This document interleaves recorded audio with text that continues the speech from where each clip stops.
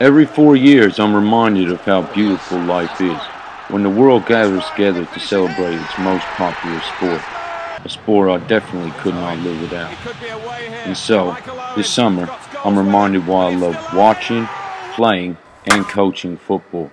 And given the situation, I feel obligated to share that passion with the masses. Welcome to the Brindu Blog, where football is our religion.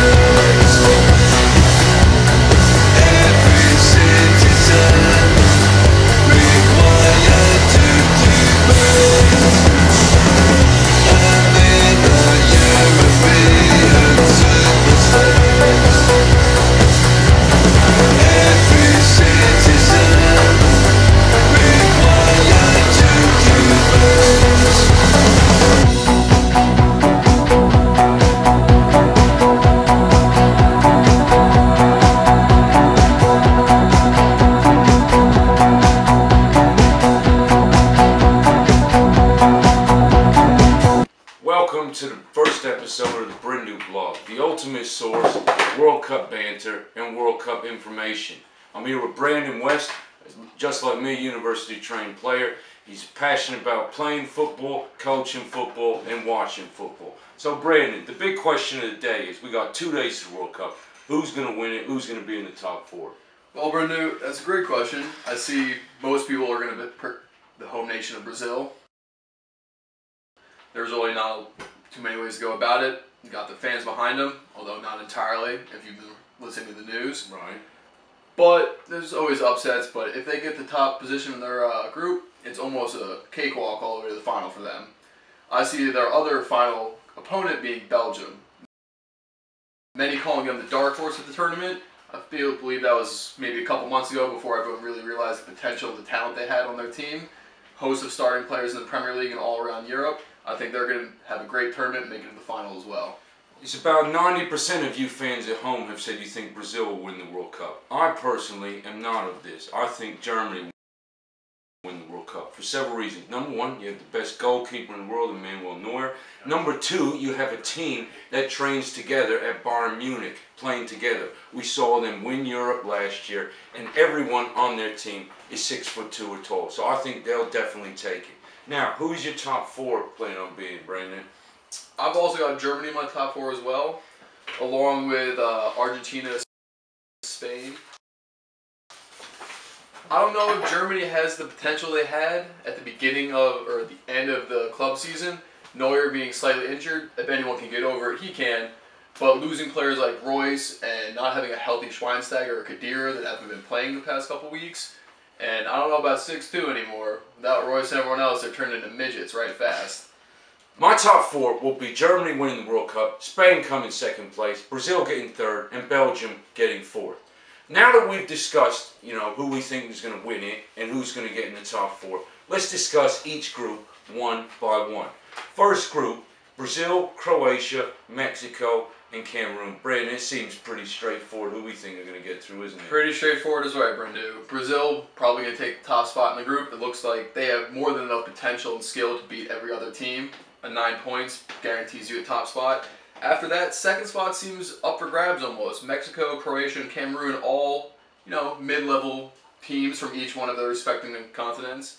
I see Croatia coming through just because of the skilled players they have. Right. Also the size that they bring to the table with Mario Mandzukic going up against Cameroon and Mexico could potentially be a big problem. And let's not forget, in World Cup 1998, Croatia's first World Cup, they came third place. We have very skilled players in Modric, Mandzukic, and Dario Serna, who can take free kicks. However, their goalkeeper, Petitclosa, is what I would call politely rubbish. In FIFA, he's rated 68. So I think any team could potentially rip it up. And let's not forget, in World Cup 2002, Mexico beat Croatia 1-0. 1-0 Mexico. I would certainly love living in New Brunswick if Mexico could beat Brazil, but I don't really see it happening. They just don't seem creative enough, and Cameroon seem too dependent on the skills of Samuel Eto'o. Aging Samuel Eto'o. Aging Samuel Eto'o. To me, it seems quite clear, like Bryn said, Brazil and Croatia in Group A. Now, Group B is one of the groups of death. We have Spain, Netherlands, Chile, and Australia. Brandon, who's making it through this one for you? Also straightforward, although there could always be a hiccup. Spain #1, Netherlands #2. Chile, once again, a lot like Croatia, has two solid world-class players that could potentially cause problems in Alexis Sanchez and Arturo Vidal. But I just don't see them beating the Dutch, which play, again, much like Germany, as a total team all linked together. Also, the attacking power of Robin van Persie and co. would make any victory over them difficult. I'm personally in disagreement with this. I see Chile upsetting Netherlands and making second place. Holland is a great team going forward, but in the back, they're terrible, minus the outstanding Newcastle goalkeeper, Tim Krul. They have a terrible defense, and I see that being exposed. Personally, I think Alexis Sanchez and Vidal will do great things in this World Cup, and I could very easily see Chile playing Brazil in that round of 16. Now, let's move on to Group C, which Justin Miko, my friend, has called the most evenly balanced group. Justin Miko tells me he thinks that anyone could get out of this group. Ivory Coast is a great team, but they never seem to make it. Greece has a number of players from Dortmund and other high-class teams. Japan has the skilled Honda who can take free kicks. And Colombia, although they're without Falcao, are still very dangerous. So for me, I see Ivory Coast winning this because they have the likes of Yaya Touré. Yaya Touré va essayer faire un rush en solitaire. Yaya Touré, il est parti. Il a éliminé, il a les jambes. Yaya Touré, Yaya Touré. One of the best midfielders in the world, can score, very powerful. And for me, second place will be Japan. What about you, Brendan? What do you see? I see a little bit of a mix-up right there. Yaya Touré might be nursing the injury, I've heard reports, and without a healthy Yaya Touré, your whole midfield goes down a little bit. And aging Drogba, having played in Turkey for a year, also might not be as sharp as we all are accustomed to seeing. I've got Colombia winning the group because they have a stable of strikers without Falcao. Right. Most of them playing in Italy and elsewhere, but all putting up lots of goals. Other than that, I see Ivory Coast limping through, but still taking the second spot. I just don't see Japan, which unfortunately is the one nation I really do hold height against, being able to compete against the Ivory Coast and Colombia, which all sport lots of big, tough players. Right. Now, let's go to Group D, the group that seems to cause the most debate, and which Justin Miko has called the true group of death. We have England, Uruguay, Costa Rica, and Italy. Now, I'm of an interesting opinion here because I've lived in 3 out of 4 of these countries. I've lived in England, Costa Rica, and Italy. And I love all these countries. So it's real hard, but being English, I have to root for England. Who do I see going through in this group? Personally, I see England winning the group and Uruguay coming second. Well, a lot of you are going to laugh at me saying this. Well, have you ever heard the quote, the hotter the fire, the harder the steel? Yes. England plays its best football against good teams. Last World Cup, they were terrible in an easy group. But the last time they had a hard group in 2002, they did very well. And I think people will be very surprised with how well England does. Will Roberts from Charlton Kings, England, has said, Italy won't make it through because I think England will do them in the first match and they won't recover, especially given the class of Sturridge. Justin Miko has said, only chance for England is if Suarez stays injured. Otherwise, it's going to take a lot of convincing to me that Jagielka and Cahill can slow down the likes of Suarez and Cavani with Atletico and Juve players behind them. Italy's full of that experience and talent, and that will see them through. Yeah, well, Justin, guess what? England's full of talent and experience, too. You ever thought about that? Italy have a player injured, Montalivo, right? Pirlo's world class, no one's doubting that, but he's getting old, all right? What is he, 35, 36? He's getting old, all right? Now, Italy's a world class side, and this is the group with 3 World Cup winners in it, so I think it's the hardest group to call. But I do not see Italy getting through. I think England will beat them 1 or 2-0, and I think that will be it for them. I think they won't recover. What do you have to say about that, Brandon? I see the same. I see England taking real toss between the first and second spot. I'd like to see them take the first and help them a long way going deeper into the tournament. For some reason, I see Italy being Italy and somehow managing 2 draws and a narrow win over Costa Rica and just scraping through in the top, having already doomed Uruguay and England to draws. Right. When it comes to Uruguay, defense is shaky. And with all the young youth that Roy Hodgson's bringing on the England squad, I see that being a potential big problem for them. And a victory over Uruguay, a draw with Italy, and a victory over Costa Rica also sees England through.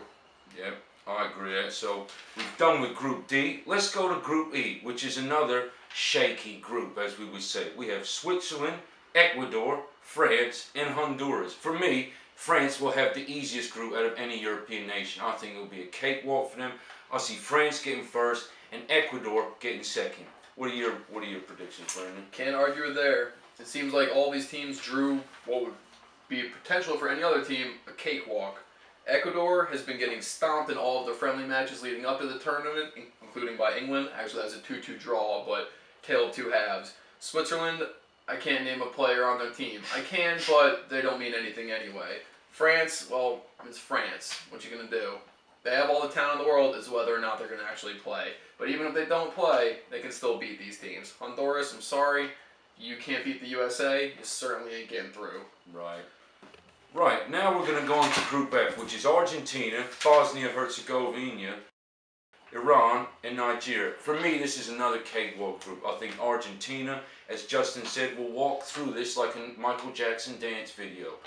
Bosnia, having loads of quality players, including Asmir Begovic and Edin Dzeko, I believe, will make to the next round. In fact, Danny Bressler has even called him a dark horse to make it all the way to the quarterfinals. For me, Iran is the worst team in the tournament, and Nigeria just didn't cut it in their friendlies. I think they're going to get hounded. Brandon, what do you think? I see much the same. Nigeria hosts, they're another team you could say play very well as a unit without too many outstanding stars, having John Obi Mikel being one of their big stars on our team, not having played really at all in Chelsea this year, doesn't look good. Bosnia and Herzegovina, Panjic, I believe you pronounce it, on Roma, world-class midfielder, and Edin Dzeko on Man City, who's having a great season, coming back and scoring goals, will be a problem for anybody. It's resounding 6-3. Iran, gonna get stomped. Hate to break it to you, the Middle East doesn't have the talent that you would expect them. And Argentina, Michael Jackson all your way to the next round. Right. So let's go to Group G, which is Germany, Portugal, United States, and Ghana. This is another group of death. Personally, just like Justin Migo said, I like America to do well. I love them to upset Germany. But I see it being the 2 big dogs win this. I see Germany taking 9 points. I see Portugal taking 6 points. And I see the rest. I could see Ghana beating America also. So I see the 2 big guns. Justin Migo has made this interesting point that a lot of people think without Ronaldo, Portugal will not be the same team. But he claims that they are not just a one-man team, that they have loads of quality, and that the Portuguese league is the most underrated out there. I would have to disagree with that. I remember in World Cup 2002, the last time America played Portugal, it was a 3-2 upset. With that being said, what do you think? What do you think is going to happen to this group? I mean, it's another. You could say it's unpredictable. You could say it's very predictable, couldn't you? I mean, being a fan of the United States, Clint Dempsey, I'd like to believe, but it just does not look good. I think Germany and Portugal are going to both have 7, draw with each other. Portugal has a highly underrated defense that not a lot of people talk about because of Ronaldo's attacking power. But they have not conceded a goal in a long time to a top team. They have 2 world-class center backs and 2 world-class fullbacks. It's going to be hard to break them down. Everything hinges on Ronaldo, of course, who apparently is healthy and back in training, skipped friendlies because Ronaldo doesn't need to play in friendlies. Germany could be in trouble though. Anything that happens with all of their injuries and everything else could shake them up. United States, unfortunately, you're the 4th best team in the group. Ghana's beaten you the past 2 World Cups. Does not look good.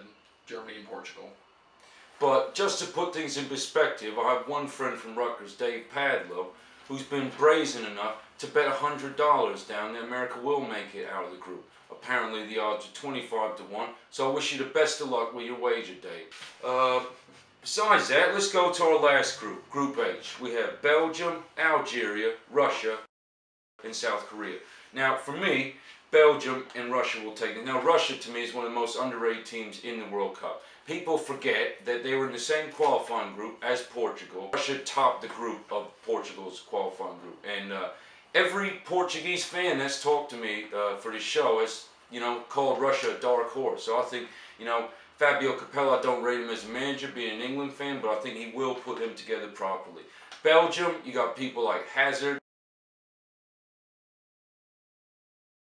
Lukaku, one of the best goalkeepers in the world in Courtois. I think, like I said, I think they'll get 4th place. They're going to be a deadly team, and I think they're going to be the biggest dark horse here. Brandon, your feedback on this group? I'm actually going to throw up one of my surprise upsets and pick Nigeria to take 2nd place and go on through. This is one point Nigeria in this group. Algeria, my mistake. I think heat and playing in the Brazilian climate is going to actually have an effect on Russia, being primarily a cold weather climate. And their team just doesn't seem as strong as they have been. Not to say Portugal is weak, but they certainly don't perform well in qualifying, considering the amount of time that Ronaldo stays out and they have players missing. I see Algeria haven't been a very strong, I believe they play in the African Cup of Nations, and so I think they're going to be a strong team. Weather will help them. And Belgium, no longer a dark horse to me. They have potential to do great things. Okay, well that certainly would be interesting if Algeria would get out of the group instead of Russia. I certainly don't hope that, given the number of Russian friends I have. Now that we've talked about the groups, let's talk about some of the players to watch. Who are the stars out there? Who's going to dazzle the cameras and have everyone screaming their name by the end of summer? In my opinion, we have 4 in particular to look at. For me, you have Eden Hazard from Belgium. He ripped Newcastle apart 3-0. He had a hat-trick against them. So that made me remember he's one of the quickest on the ball and quickest to create. He's a fantastic winger who can cross and score. We also, in addition to Hazard, I think another person people have underestimated is Daniel Sturridge of England. You know why? Because he's faster than Rooney, and he had an absolutely fantastic goal against Peru. You'll see it right now.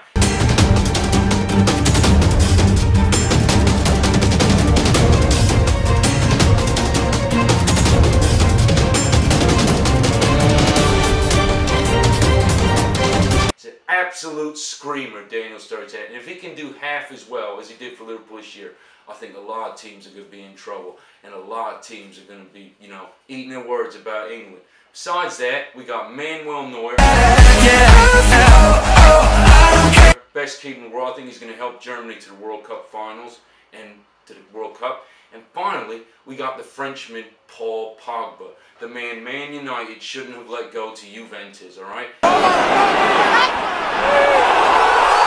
He's an absolute fantastic player, and he was great for Juventus, and I think he'll be the French best player, because, people are saying France won't do well with Ribéry being injured, but guess what? He's not the only world-class French player, and they're a quality team, and the fact that they could come back, from, what was it, 2-0 down in the first game against Ukraine to 3-0, they're a fantastic team. They just haven't been playing to potential. So who are your players to watch, Brandon? My 4 players to watch this year are Wayne Rooney, Raheem Sterling, Neymar, of course, and Fellaini. Wayne Rooney, of course, headliner. This went with Ashley Cole who come forward, and he was having an interesting year at Manchester United for his club side.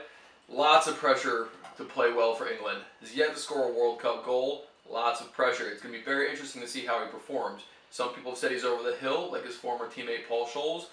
I'm a huge Wayne Rooney fan. I don't think he's over the hill, but I'm not sure if he fits into this new England squad exactly the way he may think he does. It's going to be interesting. If he doesn't start firing quickly in one of the first 2 games, he might see his spot taken by someone stronger and more youthful, namely Ross Barkley, who would also keep an eye on. Fellaini is almost an all-star for Belgium at the moment, but couldn't even get time on the field, proper time that is, at Man U.